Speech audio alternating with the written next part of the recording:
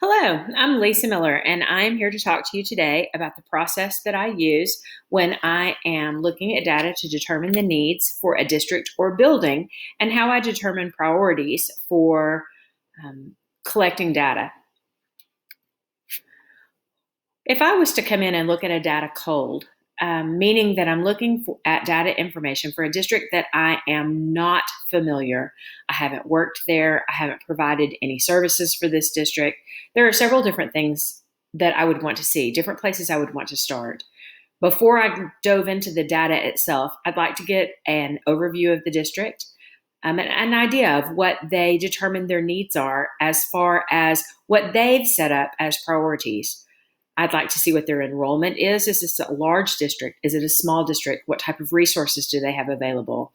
What's the number of schools? What's the breakdown? Do they have lots of community elementary schools? Do they have one or two, three large campuses? What types of subpopulations do they serve? Is this a high poverty district? Is this a high performing district? Looking at what they have set out as their standard. And then I want to get an idea of the vision and mission of the school. What have they deemed to be important? Because if I'm going to perform a gap analysis, if I'm going to do a needs assessment, I need to have an idea of what the district has determined that their goal, their vision is. So when I am taking a look here to demonstrate this process, I'm going to pull up a sample district for you here in Arkansas. I'm going to start with the Fort Smith Public Schools. So the first thing I would do is take a look at the district's website. When I pull this website up, I'm going to look at several different components, but for the issue of time, I'm going to go through this fairly quickly. I believe I would start by taking a look at the home screen, take a look at some of the news that they have available. Go out and take a look at what they've put out under their district. I see that they have several different pieces of information here. I'm going to come in and take a look at about our district. What have they put out to the public? I see here that they show their mission. They showed the Vision 2023 strategies. They've explained those in detail, and they have more information about their strategic plan, how it was created. I see that this was adopted in 2017, so several years have passed. It's about 3 years old, so it appears to have been a 5-year plan. So I would be interested in taking a look at where they are on that process. So all of this is very interesting to me. I'd start looking for keywords. When I take a look at this, I can see that they talk about innovation. So I would be really looking for that. I would look at the word equitable. They've said that equity is very important to them. So I'd be curious as I'm going through the data, am I seeing an equitable experience for students within their district? I'm noticing again that equity is one of the strategies that they've put in their strategic plan, as well as technology, instruction. They've given several different keywords here that they think are very important for instruction. So I would be using those different components as I'm thinking about what the vision is for this district, where they're trying to get one side of the gap analysis. Once I've looked at that different information, I would spend some additional time on here. I'm looking for school improvement plans. I'm looking for different types of information that can help me in my search. Once I've spent some time on the website, I'm going to want to go out and start looking for outside data that I can collect. And I have found that when I'm looking at the needs of a district or a school, that there are several different things that in my mind stand out as priorities. I'm going to look at the achievement data from that school. Achievement data can be a little bit scary because we know that's a snapshot of one moment in time. So I'm going to want to look at how achievement has changed over time. I'm also going to want to look for as many different types of achievement data as I can. For a district, I would be very interested in their state testing. For Arkansas, that's the ACT Aspire. I'm also going to look at the junior ACT. I'm going to look at iStation data. I would look at MAP interim assessment data. I would also be taking a look at PSAT, SAT scores. I'd be looking at National Merit Scholars. I'd be looking at AP enrollment. I find that the AP enrollment speaks a lot to me, as well as AP achievement. So there's lots of different type of achievement and assessment data that I would request. As I would look for as much of it as I could from outside sources. Whatever I was not able to find, I would ask the individual district for. As much as achievement data is important to me, though, I would be looking for growth data, and I'm specifically looking for growth data by cohort, not necessarily how did eighth graders do this year compared to how eighth graders did last year, but how did eighth graders do this year compared with how they did as seventh graders compared to how they did as sixth graders. Obviously, mobility rate plays into that, so mobility rate for the district would also be very important to me. In addition, graduation rate is very important, but also graduation rate over time. If we're an 85% graduation rate, obviously we have some work to do there, but if that's an improvement over the last 5 years, we're going to want to continue that upward trend.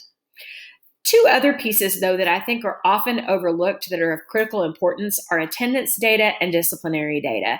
That gives us a really good snapshot of what's happening within the school. A lot of people want to look at average daily membership. I find that that's not nearly as helpful for me as looking at chronic absenteeism. What percentage of our students are missing 10% or more of the school year? Just as few as 2 days a month. And what interventions are we bringing into play in our schools to try to encourage good attendance habits? Disciplinary data, I'm very interested in disciplinary data, not necessarily the infractions, although those are very critically important, but what are the different types of exclusionary practices that are happening that could be impacting our achievement and growth data. So those are two very overlooked sources of data that I'm going to find to be very important. When I'm looking here in Arkansas, there is a warehouse that we can look at to get much of this information from an outside source. I would be looking in Ohio to see what type of data is available. Here at the ADE Data Center, we have lots and lots of information that we can go look at as far as different types of warehouses that are available to us. You can see we have graduation rate cohort systems.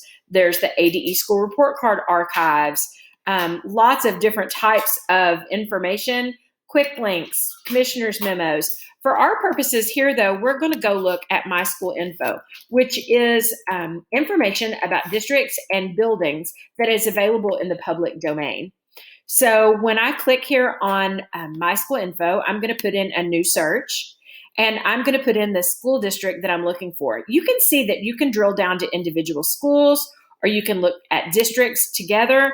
If I am starting a new district data search, I am going to start at the district level and look for trends at the district level, and then start drilling that down to individual schools to see where I can find high levels of achievement and where I see specific needs to be addressed.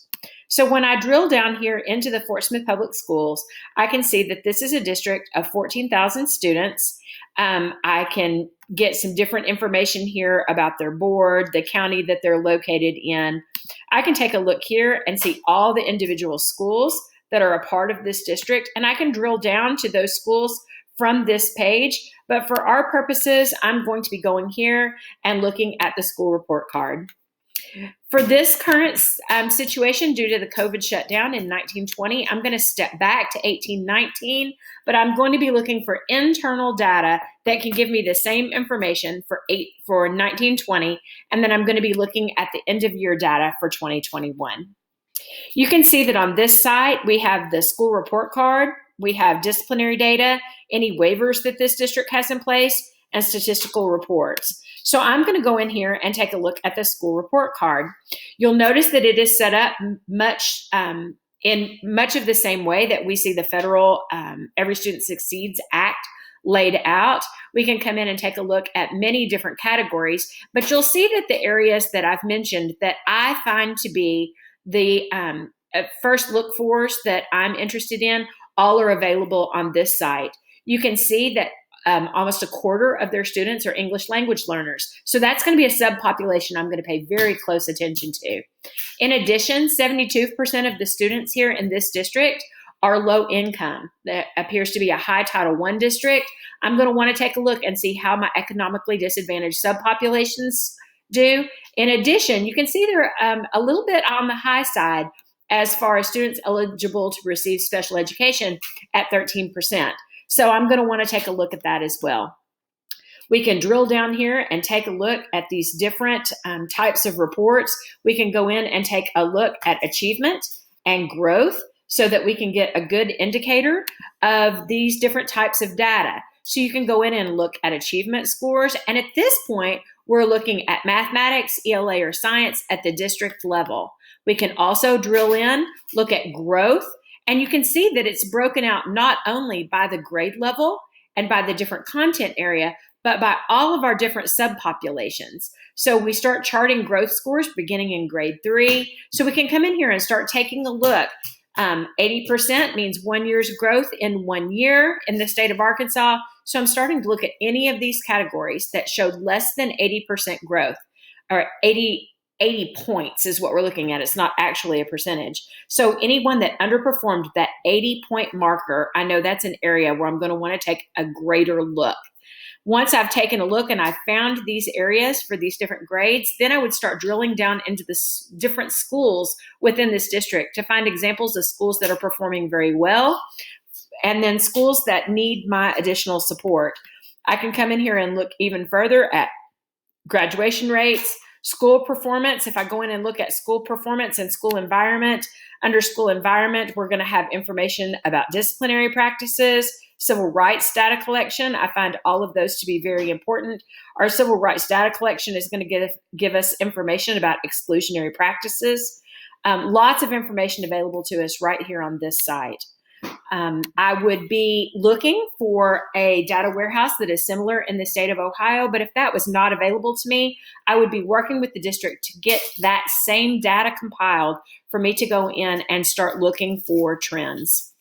Once I've done that at the district level, I would go in and start really drilling down into building data level for those 5 high needs categories to determine what our current reality is. And then I would start building a needs assessment and a plan for school improvement based on the difference between where we find ourselves in our current reality and what the district's vision, mission, values, and goals are set to be. So this is my quick overview of data disaggregation and how we would use that to create needs assessments for schools and districts. If you have any additional questions, I'd be happy to answer those for you. Thank you very much.